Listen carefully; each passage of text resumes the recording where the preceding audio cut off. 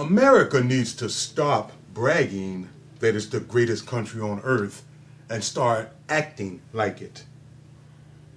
Now, I know this is going to be kind of uneasy for the facts over faith crowd, but the greatness of a country can be measured. Don't believe me? Here are some numbers. Infant mortality rate. America ranks 48th in the world.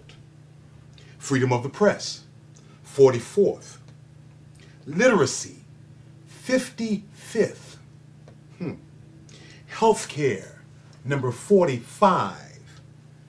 Education, we rank 50th in the world in educating. That is astonishing. Now, America has done many great things, but for others. What have we done for us lately? We're not the freest country in the world. That would be Holland, where you can do certain things there that you could never do here, just in the name of freedom. And sadly, we're no longer a country who can get things done. Not big things anyway. We have to learn to take care of our children. We're not able to do that. Taking care of our senior citizens. We're not able to do that. We had 6 years to fix the voting machines. Couldn't get that done. In most industrialized worlds or industrialized countries, nearly everyone has health care and no one ever doubts creation. And yes, living among such dimwits affects the quality of your lives. We need to understand that everything we do and everything we are and everything we came from revolves around the education that we receive, coupled with the education that we give ourselves. And did I mention that we owe China money? We owe China about $1 trillion. We're in debt to everyone. We owe Mexico. Mexico! Of all people, we're not on a bridge to the 21st century. We're on a bus to Atlantic City with a roll of quarters and praying that we get lucky. We need prayer. We need a Savior. We need to understand that without turning to the man above, the one who created all things, we're not only lost, but we've been lost. We need a course change. Not now, but right now. It is such an emergency because we're losing our children. We've lost our education. We lose our Social Security. We lose our security of our country, of our borders, of our homes. It's almost impossible right now to feel safe in your own home, yet you pay for the security and safety of you as an individual to walk the streets of this city and in this country. Where's all the money going? To crooked, bad, and denounced politicians who run off with the money, who make more money, 3 or 4 times more money behind the scenes than they make in their salary. These things need to be monitored, changed, and turned around. I personally feel the government has gone so far and so much out of control that it cannot be fixed. In a lot of ways, I see that it has to be torn down, starting probably with the education. Now, I don't want to step on any toes because I have met some educators who are the exception to the rule. But the fact remains, as a whole, we are failing our children to educate them, to prepare them for life, to prepare them for adulthood. And it's something that we need to do. Every day, every year, we seem to be losing more moral ground. People's morals is at an all-time high in low, and we need to curb this behavior. It's mostly because I believe babies started having babies, and with that, there is no education to be dispensed.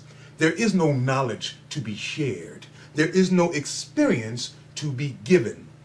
We need to understand that everything we do, everything we say, everything we write, Every email is being monitored, recorded, and kept by our American government. And I take no glee in saying these things because I love my country. But the problem is, when you're number 24 in this category, and number 56 in that one, and number 70 in that one, you look kind of silly walking around waving that big foam number 1 finger. It's very important to understand that this is not 1955 anymore, and we're not number 1 in a lot of these categories because we have elected people that have let these programs go down to the ground. Yet, money is being made. Yet, progress by the rich is constantly being achieved. Anything that has to do with helping the poor, the needy, and the disenfranchised is not supported, do not want to be heard from, and has no press time because the government controls the press. The government controls the media. The government controls our churches, which is the basis of helping people. Or should I say it should be. We need to understand that everything that is done nowadays is being monitored.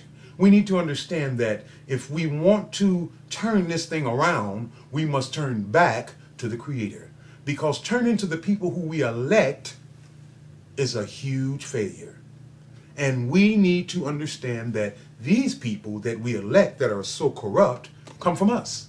This is the best we can do, folks. So what happens when bad people elect bad politicians? What happens when our own private citizens put bad politicians in office? And years from now, our Social Security, or look at the healthcare system, look at the education system, look at the housing situation.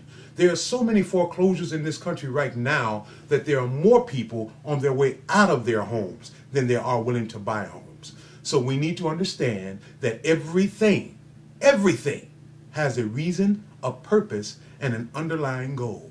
For the rich, the underlying goal is to make money. It doesn't matter if it's to step on your neck, my neck, the church's neck, the past, even God's neck. If it's about making money, they're ready to do it.